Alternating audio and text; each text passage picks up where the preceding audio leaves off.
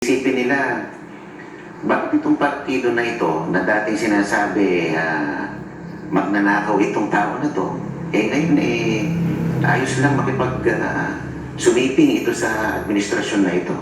Parang lumalami ang kanilang paninindigan. Sabi nyo, ganito, magnanakaw siya ngayon. Hindi kayo makapagsalita.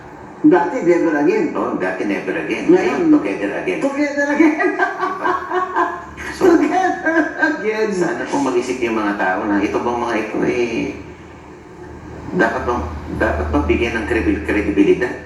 Dahil kung baka sumisiping ka sa dati mong kaaway, para lang magapi itong malakas na kandidato. Matindi ang mga pinaglaban nila. Tapos bigla ngayon, ayaw na nila ng BBM resign. Opo. Napansin ko, makabayan lang ang nagsasabing BBM resign o Sara resign. Ang akbayan ay hindi nagsasabing BBM resign. Which is an indication for me na meron na nga sila. Meron silang tactical alliance o meron silang opening for a tactical alliance with the BBM gang in 2028. Yan po ang dapat malaman ng mga Pilipino, ng mga kababayan natin, dahil po asiwa po ako sa mga ganun na ideology ng kaliwa tapos sasama na naman sa Marcos gang para lang po sa kanilang desire for power na makapasok sila sa maybe presidential candidate or vice presidential candidate, itong si Senator Risa Ontiveros, di ba? Kaya dapat po alam talaga ng mga kababayan natin yan. Buti po kayo, Atty. Guanzon, consistent na naninindigan. Kayo stalwart ng Liberal Party, pero pag ayaw nyo ayaw nyo talaga. Lalo na kaming generation namin, na dumaan kami sa martial law, nag-sacrifice kami, may mas mga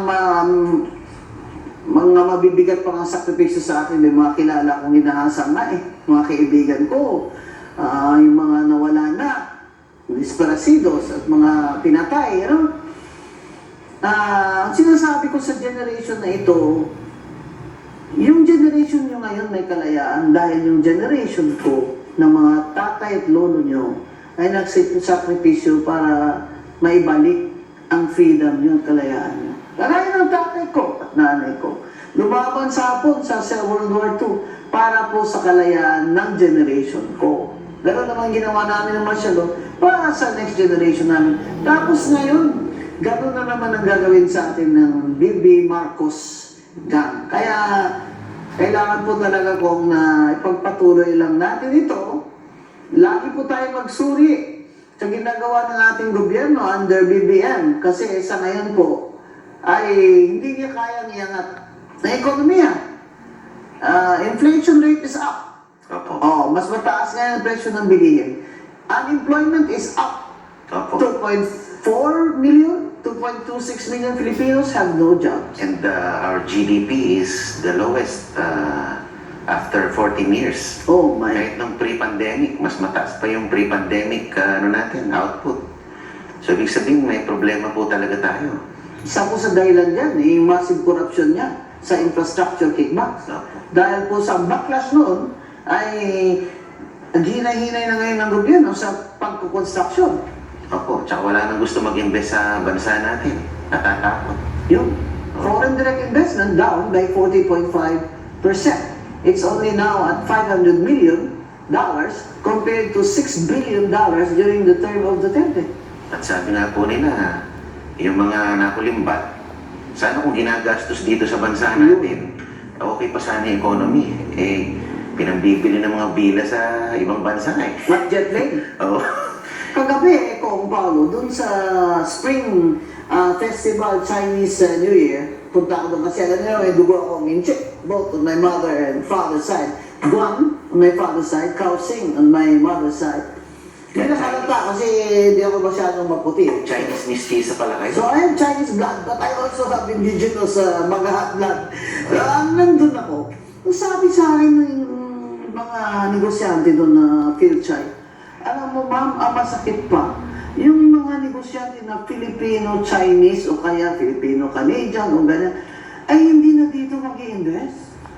dinadala na nila ang pera nila sa labas, doon na lang sila mag-invest. Kahit sa stock market, doon na sila bumibili sa labas ng stocks. Talaga pong useless na. Wala na pong pag-asa ang stock market natin.